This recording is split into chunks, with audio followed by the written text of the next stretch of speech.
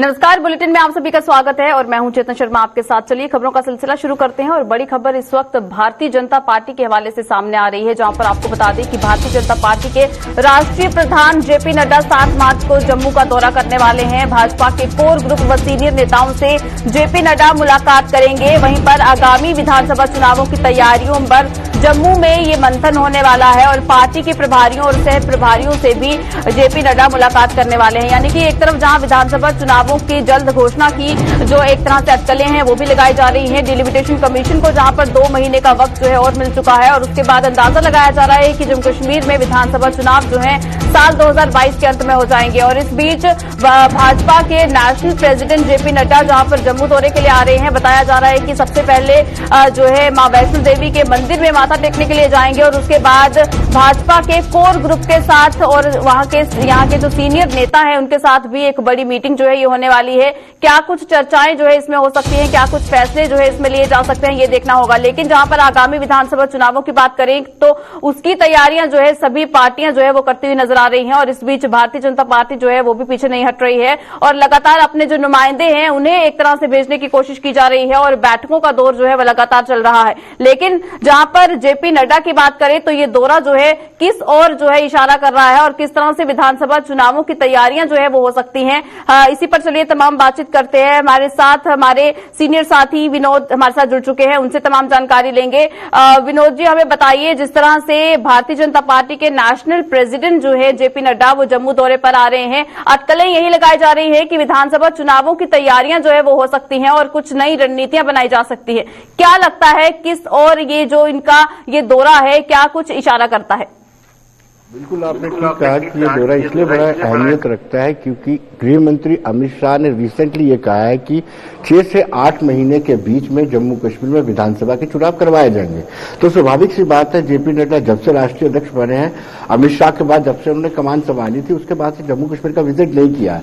हालांकि एक ही दिन का विजिट है, 7 को सुबह आना है और उसके बाद शाम को उनको वापस लौटना है, लेकिन एक ही दिन में उनका इतना हेक्टिक विजिट रहेगा कि वो सारे लोगों से जो हेल्म ऑफ द अफेयर पे बैठे हुए पार्टी पदाधिकारी हैं उनसे विस्तार से बातचीत करेंगे और आंकलन करेंगे कि जम्मू कश्मीर में इस वक्त मौजूदा परिस्थितियों के बीच में पार्टी कितनी मजबूत है और किस नंबर पर पार्टी है। और जितने भी प्रभारी सह प्रभारी होंगे उनसे वो मुलाकात करेंगे। इसके अलावा जिला अध्यक्षों से भी वो विस्तार से बातचीत करेंगे। तो कहीं ना कहीं इस विजिट को जेपी नड्डा के जगत प्रकाश नड्डा के इस विजिट को बड़े ध्यान से बाकी सियासी जमातें भी देख रही है और खास तौर पर भारतीय जनता पार्टी के कैडर की निगाह इस विजिट को लेकर के है। बिल्कुल विनोद जी, और लेकिन क्या लगता है क्या कुछ खास मुद्दे जो है वो हो सकते हैं जो जम्मू कश्मीर में इस वक्त चल रहे हैं जिन्हें आधार बनाया जा सके और एक रणनीति जो है वो तैयार की जा सके कि विधानसभा चुनावों में आखिर किस तरह से कदम जो है वो भारतीय जनता पार्टी रख पाए? देखिए, जो राष्ट्रीय अध्यक्ष होते हैं और खासतौर पर भारतीय जनता पार्टी जैसे जमात के जो राष्ट्रीय अध्यक्ष होते हैं वो ज्यादातर अहम मुद्दों पर चर्चा करते हैं। जैसे 370 में संशोधन हुआ है, 35 को रिपील किया गया, उसके बाद किस तरह का रिएक्शन पब्लिक के बीच में है और जो यूटी में जो नए बदलाव आए हैं उसको लेकर के लोगों के बीच में कैसा रिएक्शन है। जम्मू के जहां जनाधार भारतीय जनता पार्टी का प्रमुखता से है उस एरिया में भारतीय जनता पार्टी को कोई डैमेज तो नहीं हुआ है और डैमेज हुआ है तो डैमेज कंट्रोल कैसे करना है। इस भारतीय जनता पार्टी खासियत ये रहती है कि ज्यादातर बूथ स्तर पर ये कंसंट्रेट करते हैं और बूथ लेवल पर भारतीय जनता पार्टी की यूटी जम्मू कश्मीर में क्या तैयारियां हैं राष्ट्रीय अध्यक्ष इसका आंकलन करेंगे। तो ये स्वाभाविक सी बात है कि ये जो विजिट है, ये दौरा है, ये जो भारतीय जनता पार्टी के लिए और आने वाले अपकमिंग विधानसभा के चुनावों के लिए बड़ा महत्वपूर्ण माना जा रहा है। तो यानी कि कोई बड़ी सौगात की भी घोषणा हो सकती है, जिस तरह से ये दौरा एक दिन का दौरा माना जा रहा है और बहुत ही नजरें जो है वो एक तरह से आम जनता भी गड़ाए बैठी है और बाकी के अगर पार्टियों की बात करें तो उनमें भी एक तरह से जो अटकलों का दौर जो है वो शुरू हो चुका है कि आखिर क्या कुछ जो है इस दौरे में हो सकता है। तो क्या लगता है कि जम्मू कश्मीर के लिए कोई बड़ी सौगात की भी घोषणा हो सकती है? देखिए, जेपी नड्डा भारतीय जनता पार्टी के राष्ट्रीय अध्यक्ष हैं, वो सौगात नहीं दे सकते हैं। अलबत्ता ये जरूर है कि कार्यकर्ताओं को जो कैडर है उनका मोराल जरूर बूस्ट करेंगे और उनको और ज्यादा काम देंगे। जो पहले काम कर रहे थे, जो पहले काम की रफ्तार थी, उसको डबल कर दिया जाएगा और ज्यादा से ज्यादा काम। वैसे भी भारतीय जनता पार्टी के अंदर जो पदाधिकारी होते हैं, ऑफिस बेयरर्स होते हैं, उनसे ज्यादा से ज्यादा काम लिया जाता है। लेकिन अब जब राष्ट्रीय अध्यक्ष विजिट करेंगे, उसके बाद कार्यकर्ताओं का, कैडर का, बूथ स्तर के कार्यकर्ताओं का मनोबल बढ़ेगा, उनको और जिम्मेदारियां सौंपी जाएंगी कि आपने किसी भी तरीके से भारतीय जनता पार्टी को यूटी जम्मू कश्मीर में विजय दिलानी है। बिल्कुल। चलिए विनोद जी, बहुत शुक्रिया हमें तमाम जानकारी देने के लिए। तो जिस तरह से भारतीय जनता पार्टी जो है वो भी अब विधानसभा चुनावों के लिए जो है वो कड़ी मशक्कत कर रही है, और इस बीच जिस तरह से भाजपा के राष्ट्रीय प्रधान जेपी नड्डा का 7 मार्च को यहां पर दौरा होने वाला है, देखना ये होगा कि क्या कुछ चर्चाएं जो है वो इस बैठक में की जाती हैं।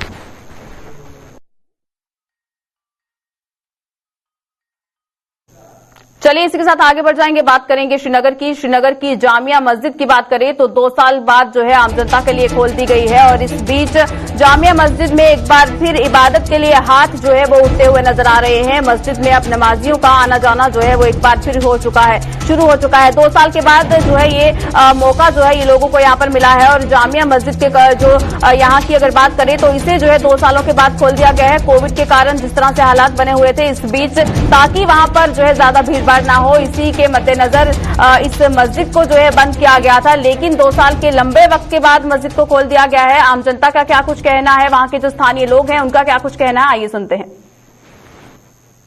अल्लाह ताला कुन शुक्र करान तिकाज वन तिम रेत इन वल यम सानि खतर इबादत रेत, मगफिरत रेत, रहमत रेत, आजादी हुंद रेत। बड़ शुक्र गुजार कि ये जामिया मस्जिद गई यल अल्लाह ताला सुन, और अस पजन नमाज रकस पढ़ने अमि खतर खुदायस कुन जार पार कर कि अल्लाह यम जामिया मस्जिद थवन हमेशा दीन बोजन खतर, दीन इस्लाम अरकान बोजन खतर कायम तो दायम। जार पार तरीफगिरी तमी कोर अस पे ननायत पाक परवदिगारन, बाकी वोन कह तरीफगिरी अस कोर खुदा सोब जार पार, तमी कोर अनायत सान मुश्किल कोर अल्लाह ताला पाने हाल। मरकज़ी जामिया मस्जिद गई तमी यल। तो श्रीनगर की जामिया मस्जिद खुल जाने के बाद लोगों में जो है एक तरह से उत्साह देखने को मिल रहा है, और इबादत के लिए एक बार फिर लोगों का आना जाना जो है जामिया मस्जिद में शुरू हो चुका है। क्या कुछ वहां पर सूरत हाल है, किस तरह से लोगों में जो है उत्साह देखने को मिल रहा है, हमारे साथ हमारे संवाददाता साहिल इकबाल श्रीनगर से ज्वाइन कर चुके हैं, उनसे तमाम जानकारी लेंगे। साहिल, हमें बताइए, जहां पर 2 साल के लंबे अंतराल के बाद श्रीनगर की जामिया मस्जिद के दरवाजे जो है वो खोल दिए गए और लोगों का आना जाना जो है वहां पर शुरू हुआ है, क्या कुछ स्थिति है और लोगों में किस तरह की खुशी देखी जा रही है? बिल्कुल चेतना, जिस तरह से आपने कहा कि एक लंबे अरसे के बाद जामिया मस्जिद के दरवाजे खोले गए हैं, तो बेशक अकीदतमंद जितने भी यहाँ पर आ रहे हैं, जिनमें बुजुर्ग हैं, बच्चे हैं, नौजवान हैं या औरतें हैं, उनमें काफी ज्यादा जो है जोश खरोश देखने को मिल रहा है और खुशी का इजहार करते हुए नजर आ रहे हैं। वहीं इंतजामिया कमेटी की तरफ से तमाम जो इक़दामात है वो उठाए जा रहे हैं ताकि यहाँ पर कोई भी ना खुशगवार वाकया जो है वो पेश ना आए।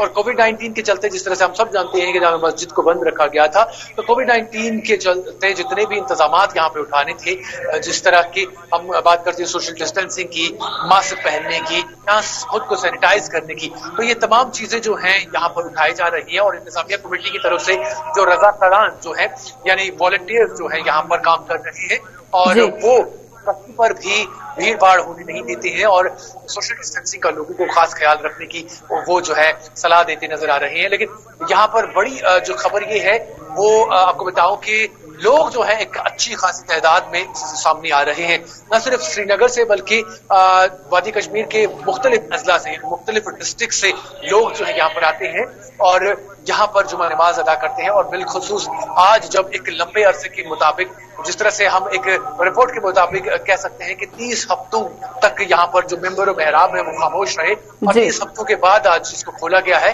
तो जाहिर तौर पर लोग जो हैं काफी ज्यादा एक्साइटेड है यहाँ पर नमाज पढ़ने के लिए। और जिस तरह से हम देख रहे हैं बच्चे बुजुर्ग हो या नौजवान हो, सभी यहाँ पर आए हैं और अपनी खुशी का इजहार करते नजर आ रहे हैं। बिल्कुल साहिल, जिस तरह से बड़ी तादाद में लोगों का आना जाना जो है जामिया मस्जिद में शुरू हुआ है, तो क्या अभी भी कोविड-19 के प्रोटोकॉल्स का यहाँ पर पूरी तरह से पालन किया जा रहा है?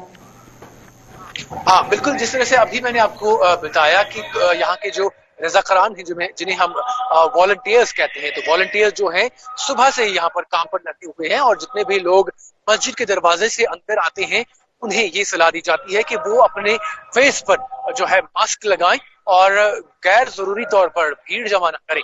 और अंदर जब हम मस्जिद के अंदर हम देखते हैं जहां पर इस वक्त आप लाउड स्पीकर पर सुन रहे हैं कि वहां पर दुरूद व अज़कार चल रहा है, तो वहां पर भी रज़ाकार जो हैं, जो वॉलंटियर्स हैं, वो तैनात हैं और वो भी सोशल डिस्टेंसिंग जो है वहां पर मेंटेन करवा रहे हैं। और इंतजामिया कमेटी की तरफ से भी ये पूरी कोशिश की जा रही है कि यहाँ पर सोशल डिस्टेंसिंग और कोविड-19 के चलते तमाम जो लवाजमात हैं उनको पूरा किया जा सके और इसके बीच जो है यहाँ पर नमाज अदा हो सके, ताकि अगले जुमे जो आने वाले जुमे हैं, आने वाले फ्राइडे जो है वो भी इसी तरीके से जो है यहाँ पर नमाज अदा होती रहे। जी चलिए साहिल, बहुत शुक्रिया हमें तमाम जानकारी देने के लिए। तो जिस तरह से 2 साल के लंबे वक्त के बाद श्रीनगर की जामिया मस्जिद के दरवाजे जो है वो खोल दिए गए और लोगों का आना जाना यहाँ पर शुरू हो चुका है, लेकिन ये भी बताया जा रहा है कि कोविड-19 की जो जितने भी प्रोटोकॉल्स हैं उसका भी पूरी तरह से पालन यहाँ पर किया जा रहा है।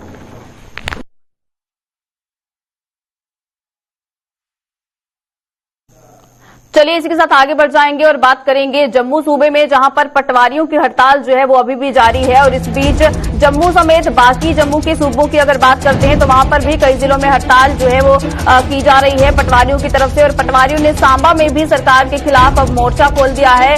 जितने भी जो है पटवारियों के सहयोगियों को गिरफ्तार किया गया था उनकी रिहाई की जो है अब मांग की जा रही है और वहीं पर सुविधाएं न दिए जाने का भी यहाँ पर आरोप जो है वो लगाया जा रहा है। यानी कि लगातार पटवारियों का ये जो एक तरह से मसला जो चल रहा है ये अभी भी तूल पकड़ता हुआ नजर आ रहा है। और एक तरफ जहां पर आम लोगों की अगर बात करें तो उनका ये कहना था कि जिस तरह का ये स्टेप जो है ये लिया गया है, ये सही कदम लिया गया है, क्योंकि पटवारियों की तरफ से भी बहुत से ऐसे घोटाले जो है वो किए जाते हैं और बहुत से ऐसे रेवेन्यू डिपार्टमेंट की भी अगर बात करें तो उनकी तरफ से भी सवाल जो है यहाँ पर उठाए गए थे। लेकिन इन पटवारियों की बात करें तो ये जो है लगातार अब इस तरह से जो है यहाँ पर प्रदर्शन करते हुए नजर आ रहे हैं। क्या कुछ ज्यादा जानकारी है हमारे साथ हमारे संवाददाता ऋषि खजूरिया जुड़ चुके हैं, उनसे तमाम जानकारी लेंगे। ऋषि, हमें बताइए, जिला सांबा में भी अब पटवारियों ने अपना मोर्चा खोल दिया है और क्या कुछ कहा जा रहा है, क्या कुछ मांग जो है एक बार फिर रखी जा रही है? पटवार एसोसिएशन है ऑल जेएंड के, वो अब लगातार यहाँ पर प्रदर्शन करती हुई नजर आ रही है एलजी प्रशासन के खिलाफ। उन्होंने साफ तौर पर आज जिस तरह से सांबा जिला में प्रदर्शन किया है, तमाम जिला सांबा के जो पटवारी है वो यहाँ पेन डाउन स्ट्राइक पर बैठे हुए हैं और उन्होंने कहा कि जिस तरह से रेवेन्यू रिकॉर्ड मामले में जो 2 गिरफ्तारियां हुई हैं वो सरासर बेबुनियाद है और कहीं ना कहीं इसमें इनकी जो पूरी तरह से वो पुरजोर मजम्मत कर रहे हैं। लेकिन हमने ये उनसे पूछा कि जिस तरह से अब रेवेन्यू रिकॉर्ड मिसिंग का ये मामला लगातार तूल पकड़ता जा रहा है तो आपकी क्या कुछ मांगे रहेंगी? उन्होंने साफ तौर पर कहा कि जल्द से जल्द उनको रिहा कर देना चाहिए और अगर ये मांगे नहीं मानी गई तो आने वाले दिनों में वो जो स्ट्राइक है वो लगातार जारी रखेंगे। और जो रिकॉर्ड मिसिंग को लेकर लगातार तरह के वो कह रहे हैं कि हमारे ऊपर आरोप लगाए जा रहे हैं। तो उन्होंने कहा कि हम सारा का सारा रेवेन्यू रिकॉर्ड जो वो उठाकर तहसील ऑफिस में शिफ्ट कर देंगे, फिर चाहे अगर लोगों को दिक्कत परेशानियां पेश आएंगी तो वो उनके अंड पर होगा, तहसील ऑफिस के अंड पर होगा या तमाम डीसी ऑफिस की बात करें उनके अंड पर होगा। लेकिन कहीं ना कहीं उन्होंने कहा कि जिस तरह से लट्ठे को लेकर बात की जा रही है तो कपड़ा जो रिकॉर्ड जिसमें रखा होता है तो वो घिस जाता है, 20-30 साल जो उसकी बुनियाद रहती है। लेकिन यहाँ पर कई वर्षों का जो रिकॉर्ड है ये मिसिंग नहीं है, जिसको लेकर ये तरह की बातें इनकी तरफ से कही जा रही है।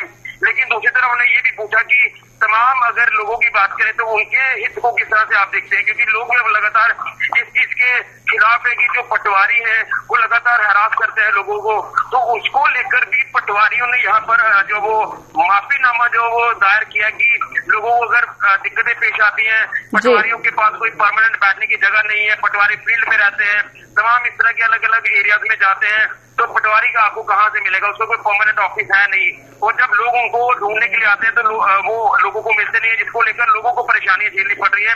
उन्होंने ये भी कहा कि हमें एक परमानेंट बैठने की जगह दी जाए ताकि हम अपना रिकॉर्ड वहां पर मेंटेन कर पाए अच्छे से और लोगों को भी बिल्कुल ऋषि, जिस तरह से अब इन पटवारियों की तरफ से भी आरोप जो है वो लगाए जा रहे हैं, लेकिन क्या कोई उम्मीद नजर आ रही है कि जिन यहाँ पर वर्कर्स को, जिन एम्प्लॉयज को गिरफ्तार किया गया है, क्या उन्हें उनकी रिहाई की कोई उम्मीद नजर आ रही है? देखिए, अभी फिलहाल इसको लेकर तो कुछ नहीं कहा जा सकता, लेकिन अगर पिछले कई दिनों से हम देखें तो एसीबी की जो छापे हैं तमाम अलग अलग एरियाज में पड़ते हुए नजर आ रहे हैं, यानी जीरो टॉलरेंस ऑन करप्शन। तो करप्शन को लेकर ही इस तरह का जो मामला ये हाईलाइट हुआ है और मिसिंग रिकॉर्ड का ये मामला लगातार तूल पकड़ा है। लेकिन अब देखना ही है कि अगर ये बेबुनियाद इसको कह रहे हैं कि ये गिरफ्तारियां बेबुनियाद हुई है, तो आगे किस तरह का further course of action LG प्रशासन भी लेता है, या जिस तरह से एसीबी की टीम ने इनको गिरफ्तार किया है कितनी जल्दी ये रिहा होते हैं तो आने वाले वक्त में पता चलेगा। लेकिन साफ तौर पर ये जाहिर होता है कि पटवारियों ने भी अब अपना मोर्चा खोल दिया है और उनको भी साफ तौर पर ये सुना जा सकता है कि अगर उनकी मांगे नहीं मानेगी तो वो पेंट और स्ट्राइक लगातार जारी रखेंगे। जी चलिए ऋषि, बहुत शुक्रिया हमें तमाम जानकारी देने के लिए। तो जिस तरह से जिला सांबा में भी लगातार पटवारियों का प्रदर्शन जो है ये देखने को मिल रहा है और पटवारियों का साफ तौर पर ये कहना है कि जिस तरह से ये इल्जामात जो है लगाए गए हैं उनके सहयोगियों पर, वो बिल्कुल बेबुनियाद हैं और उन्हें जल्द से जल्द जिन भी जो है इनके सहयोगियों को गिरफ्तार किया गया है उनकी रिहाई की अब यहाँ पर मांग जो है वो की जा रही है। चलिए इसी के साथ आगे बढ़ जाएंगे, बात करेंगे जिला डोडा की। आपको बता दें कि जिला डोडा में भी पटवारियों की हड़ताल जो है वो शुरू कर दी गई है। मांगे ना मानने तक कामकाज शुरू न करने का ऐलान जो है वो पटवारियों की तरफ से किया गया है और वहीं पर इस हड़ताल से राजस्व विभाग का कामकाज भी पूरी तरह से प्रभावित हो रहा है। लगातार 2 से 3 दिन जो है ये हो चुके हैं जहां पर पटवारियों की ये हड़ताल जो है ये देखने को मिल रही है। जैसे ही कुछ मिसिंग रिकॉर्ड के मामले में 2 पटवारियों को जो है गिरफ्तार किया गया, उसके बाद जो भी बाकी के जो एम्प्लॉयज थे, जो भी पटवारी एसोसिएशन के जो एम्प्लॉयज थे, वो जो है अब एक साथ जो है वो निकले हैं और एक साथ आवाज यहां पर उठाई जा रही है कि जिस तरह से इनके सहयोगियों को गिरफ्तार किया गया है उन्हें जो है उनकी रिहाई होनी चाहिए। और जिला डोडा में भी अब इसी तरह का मंजर जो है देखने को मिल रहा है। एक बार फिर यहां पर भी हड़ताल जो है वो शुरू कर दी गई है और कामकाज किस तरह से ठप पड़ा है तमाम जानकारी लेंगे। हमारे साथ हमारे संवाददाता वसीम गट्टू जुड़ चुके हैं। वसीम, हमें बताइए क्या कुछ ज्यादा जानकारी है? डोडा में भी इस तरह की तस्वीरें सामने आ रही हैं जहां पर पटवारी जो है वो प्रदर्शन करते हुए नजर आ रहे हैं। जम्मू की अगर बात करें तो जम्मू के भी कई ऐसे इलाके हैं जहां पर पटवारियों का ये प्रदर्शन चल रहा है। क्या कुछ कहा जा रहा है? क्योंकि यहां पर जिस तरह से जिला सांबा की बात करें तो वहां पर ये कहा जा रहा है पटवारियों की तरफ से कि उनके लिए कुछ सुविधाएं नहीं है, और यहां के जो डोडा की अगर बात करें तो डोडा में जो पटवारी जो यहां पर मौजूद हैं जिनका ये प्रदर्शन चल रहा है, इनका क्या कुछ कहना है? देखिए, कुछ पटवारी हमारे साथ मौजूद हैं और अलग अलग तहसील के सारे लोग हैं और अभी हम बिल्कुल तहसील ऑफिस डोडा में हैं और जिस तरह से आप देख रहे हैं तस्वीरों में किस तरह से इकट्ठा हो चुके हैं और इनका साफ तौर पर कहना है कुछ जो पटवारी जो अरेस्ट किए गए हैं उनको जल्द से जल्द छोड़ा जाए। इनसे भी बातचीत करेंगे, इनसे भी जानने की पूरी कोशिश करेंगे। सर, थोड़ा सा बताएं, जिस तरह से आप प्रोटेस्ट पे बैठे हैं क्या पूरे वजह है और क्या डिमांड है आपकी? देखिए, हमारी इस वक्त जो करंट डिमांड है वो ये है कि हमारे 2 पटवारी जो हैं वो अननेसेसरी उनको अरेस्ट किया गया है, तो हम चाहते हैं कि जल्द से जल्द उनको रिलीज किया जाए। पहले ये स्ट्राइक सिर्फ जम्मू डिस्ट्रिक्ट तक ही महदूद थी, लेकिन गवर्नमेंट की तरफ से कोई स्टेप ना उठाने की वजह से ये स्ट्राइक आज पूरे प्रोविंस में शुरू हो गई और ऐसा ना हो कि कहीं ये स्ट्राइक पूरी यूटी में चली जाएगी। हमारी ये डिमांड है कि जल्द से जल्द उनको रिलीज किया जाए। देखिए, जिस तरह से हमें अलग अलग जगहों से ये खबर मिल पा रही है कि आपको पूरी फैसिलिटीज नहीं दी जा रही है, जो आपको आप अभी कुछ देर पहले बता रहे थे कि हमें बिल्डिंग नहीं है, बैठने के लिए कोई जगह नहीं है, ऑफिस नहीं है, क्या बताना चाहोगे? काफी अरसे से ये गवर्नमेंट के नॉलेज में है कि हमारे पास ये इंफ्रास्ट्रक्चर नहीं है, हमारे पास बिल्डिंग नहीं है, लेकिन बदकिस्मती की वजह से जहां पीडीपी बीजेपी गवर्नमेंट थी या उससे पहले कांग्रेस गवर्नमेंट रही, सबके सामने हमारी ये डिमांड चली गई, लेकिन किसी ने भी उस डिमांड की तरफ नहीं देखा, हमें इंफ्रास्ट्रक्चर प्रोवाइड नहीं किया और बहुत मुश्किलात होती है जब पटवारी अपना जब उसने रूम रखना होता है कहीं तो मकान मालिक जो है उसको रूम देने के लिए रजामंद नहीं होते हैं क्योंकि उसके पास रश होता है, लोगों की भीड़ होती है। कोविड में हमने कैसे रिकॉर्ड वो रखा, कभी एक जगह से उठाकर दूसरी जगह उठाकर दूसरी जगह। मकान मालिक भी तंग करते हैं कि आपके पास बहुत ज्यादा रश होता है, हम आपको रूम प्रोवाइड नहीं करेंगे। और दूसरी बात जो है, जो करंट सिचुएशन जो बनी, इसमें तो हमें मकान मालिक और भी ज्यादा बोल रहे हैं कि हमारे पास पुलिस की रेड्स पड़ती हैं, आपका रिकॉर्ड की वजह से हमें रेड्स होती है। अब जहां हमने रूम लिया होता है, एक कहीं रूम हम लेते हैं, लेकिन जब पुलिस की रेड पड़ती है वो पूरे मकान पे पड़ती है। कि इनका रिकॉर्ड कैसे है, क्या उससे मकान मालिक जिस तरह से हम देख रहे हैं कि जम्मू प्रोविंस के अंदर लगभग हर जगह हम देख रहे हैं इस तरह की सिचुएशन बनी हुई है। हर जगह इसी तरह से जो है पटवारी प्रोटेस्ट करते हुए नजर आ रहे हैं। क्या बताना चाहोगे? लोग भी काफी ज्यादा परेशान है। सुबह से हम देख रहे हैं लंबी लंबी कतारों में लोग हैं। क्या बताना चाहोगे? मैं यही बताना चाहूंगा आपके माध्यम से हमारे आला अधिकारियों को कि जल्द अज जल्द जो अनकॉन्स्टिट्यूशनल वे से हमारे 2 पटवारी साहिबान को अरेस्ट किया गया है उनको जल्द से जल्द रिलीज किया जाए तो गवर्नमेंट की प्रॉब्लम भी खत्म, लोगों की प्रॉब्लम भी खत्म और हमारी भी प्रॉब्लम खत्म। हमें शौक नहीं होता कि बार बार हम दरियों पे आके बैठे, लेकिन जब हमारे साथ ज्यादती होती है तो हमें एकजुट होके ये फैसला लेना पड़ता है, पैन स्ट्राइक करनी ही पड़ती है, क्योंकि जब तक बच्चा रोएगा नहीं तो माँ दूध नहीं देती है। तो हमें ये मजबूर करना पड़ रहा है। जिस वजह से अगर आपकी डिमांड्स पूरी नहीं की जाएंगी, क्या बताना चाहोगे अगला कदम क्या होगा आपका? Indefinite pen down strike.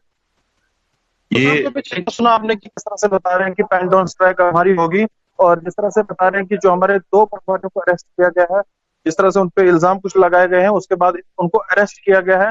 अगर उनको छोड़ा नहीं जाएगा तो हम इसी तरह से डिमांड जो है बढ़ती हुई नजर आएगी और इसी तरह से स्ट्राइक बढ़ती हुई नजर आ रही है। और साथ में मैं आपको बताना चाहूंगा कि अगर हम हालात की बात करें, लोग काफी ज्यादा परेशान है। ये तस्वीरें आप देख लीजिए, लोग जो काम करने के लिए अलग अलग गाँव से यहाँ पे आए हैं वो कहीं ना कहीं काफी ज्यादा परेशान देखने को मिलते हैं। अब देखना ही होगा कि सरकार किस तरह का फैसला लेती है। जी बहुत शुक्रिया हमें तमाम जानकारी देने के लिए। तो जिस तरह से डोडा से ये लाइव तस्वीरें जो है इस वक्त आपके साथ जो है साझा करने की कोशिश की जा रही थी कि किस तरह का माहौल जो है इस वक्त बना हुआ है। जितने भी यहाँ पर पटवारी हैं वो पूरी तरह से यहाँ पर प्रदर्शन में शामिल हुए हैं और आम जनता की अगर बात करें तो आम जनता जो है वो भी परेशान हो रही है, क्योंकि जिस तरह से काम पूरी तरह से ठप है और लोगों को भी जो अपने उनको काम करवाने हैं वो पूरे नहीं हो रहे हैं। वहीं जम्मू कश्मीर प्रशासन द्वारा 2019 से पहले के पब्लिक सर्विस कमिश्नर और सर्विस सिलेक्शन बोर्ड के पदों को वापस लिए जाने के विरोध में युवाओं का गुस्सा 7वें आसमान पर पहुंच चुका है। जम्मू में आज इन युवाओं ने शांतिपूर्ण ढंग से मुखौटे पहनकर प्रदर्शन कर प्रशासन से इस आदेश को वापस लेने की गुहार लगाई है। सर, हम अनएम्प्लॉयड यूथ J&K के हम यहाँ प्रोटेस्ट करने आए हैं। एक साइलेंट प्रोटेस्ट स्टेज किया हमने, ये बताने के लिए अपनी गूंगी बहरी सरकार को कि ये जो एंटी यूथ और एंटी बिल्कुल ह्यूमन पॉलिसीज वो निकाल रहे हैं यूथ के लिए, तो इसे जल्द से जल्द वापस लें। 2019 से पहले जितनी भी पोस्टें निकली हैं उन्होंने उसे विड्रॉ करके एक अनह्यूमन काम किया। हम उनसे रिक्वेस्ट करते हैं कि वो अपना ऑर्डर रिवोक करें, वापस लें और जो पोस्टें अभी जिनके एग्जाम्स नहीं हुए हैं या जिनके फाइनल स्टेज में उन्हें ख़त्म करें, सारी उसकी प्रोसीजर ख़त्म करके उन्हें फाइनलाइज करके फिर नई पोस्टें निकालें। पटवार एसोसिएशन के हड़ताल पर जाने के लिए शिवसेना डोगरा फ्रंट ने एसोसिएशन को आड़े हाथों लिया। शिवसेना डोगरा फ्रंट ने कुछ पटवारियों पर की गई कार्रवाई का समर्थन किया और बठिंडी में सरकारी रिकॉर्ड का जिक्र करते हुए कहा कि अगर सरकार उस रिकॉर्ड को तलब करने का काम कर रही है तो इसमें गलत क्या है। फ्रंट के प्रधान अशोक गुप्ता ने कहा कि पटवार एसोसिएशन के हड़ताल पर जाने से जनता को काफी परेशानियों का सामना करना पड़ रहा है। रिकॉर्ड दो। मैं पूछना चाहता हूं, वो क्षेत्र बठिंडी का, वो क्षेत्र फॉरेस्ट लैंड, वो क्षेत्र यहाँ बड़े बड़े दिग्गजों ने अपने मकान बनाए हुए हैं, उस रिकॉर्ड को गायब कर दिया। और गायब करने के बाद अगर डिविजनल कमिश्नर जम्मू ने उस रिकॉर्ड को तलब करने का प्रयास करा, उस डिविजनल कमिश्नर के माध्यम से अगर उन बंदों को पकड़ा, जो सारी पटवार एसोसिएशन खराब नहीं है ये भी करने का प्रयास करना चाहता हूँ, लेकिन चंद बुरी मछलियां सारी पटवार एसोसिएशन को बदनाम करने का प्रयास करना चाहती हैं। अगर कुछ लोग अपने घर के अंदर चोरी करके उस सामान को, उस कागजों को, जिन कागजों के माध्यम से पूरे क्षेत्र की जिम्मेवारी, पूरे क्षेत्र की जानकारी, फॉरेस्ट के अंदर किस किस बड़े बड़े मगरमच्छ ने मकान बनाया हुआ है, जब उनका मकान तोड़ने की बारी आ गई, जब उनके मकानों की चिन्हित करने की बारी आई, उन्होंने उन पटवारियों के माध्यम से, कुछ पटवारियों के माध्यम से उस रिकॉर्ड को गायब करवाया।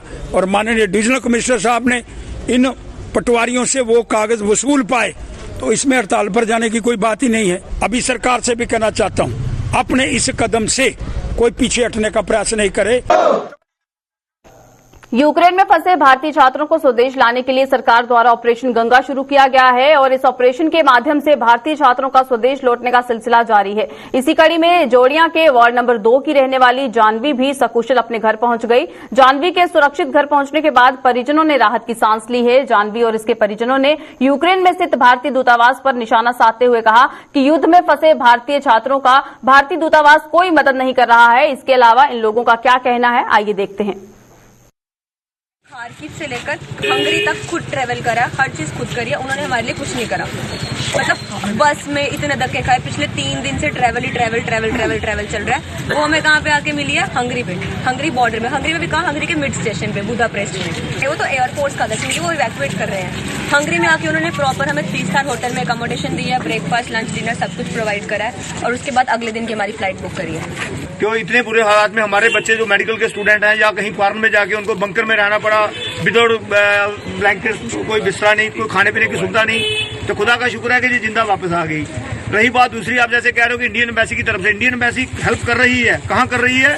जब बच्चे सेफ जोन में आ रहे हैं उनको हेल्प करनी चाहिए, उन बच्चों को जो डेंजर जोन में है। मैं चाहता हूँ कि खार्किव से बच्चों को पहले ये रेस्क्यू करके निकाले बाहर, कीव से निकालें। आप बैठे हो हंगरी के बॉर्डर पे, हमारे मिनिस्टर बैठे, कोई हंगरी में बैठा है, कोई बुदापेस्ट में बैठा है, कोई रोमानिया में बैठा है। वहां बैठने का क्या मतलब है? चलिए, बुलेटिन में फिलहाल इतना ही। दीजिएगा इजाजत। नमस्कार।